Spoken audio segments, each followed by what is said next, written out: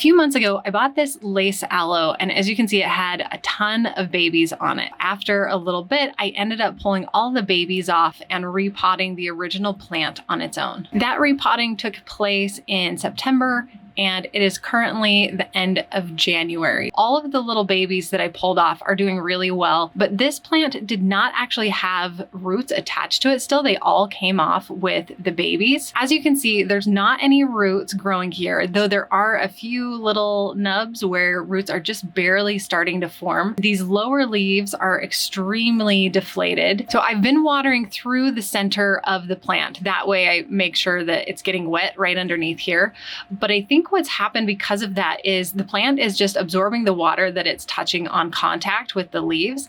And because of that, it doesn't feel the need or the stress to put roots off of the bottom. You can also see this is really closed in. It's super tight and the ends are kind of dry. When I repotted it, it was much more open. The reason why it's curled up more is because it's been getting a lot of light and not enough water. So the combination of being dehydrated and getting a lot of light, a plant will close up to try and get less surface area so that it doesn't absorb as much light, and so it's less likely to burn. To encourage this to put off new roots, I am actually going to put some worm castings from the Dirt Club right on top of the soil here. Worm castings have become my new favorite way to both help my soil be healthier, so acting like a fertilizer, and also to help plants root or just get a little bit more water. With that little pile of worm castings, I'm now going to set this plant right here in the middle. When I water, I am just going to pour water right around the edge to get the worm castings wet and the soil beneath it, but not get water on top of the plant. This way, I'm hoping with that humidity around the base of the plant, it'll encourage it to put off new roots and hopefully start getting established a lot faster than it has been. I am pretty confident that it'll take a lot less than 4 months now for this to start putting off some new roots. I'm hopeful that it'll start putting off roots just within a week or two. I'll keep you posted. And of course, I'm going to record this in the Succulent Tracker app. I'm going to go ahead and put it as fertilizer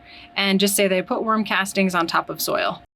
That way I can easily come back and I don't have to remember or try and guess when I actually put the worm castings on. I have it all documented here, so I have a great history of what has happened with this plant. I'm actually going to add a new photo of the plant as well because it looks so different than when it was potted up.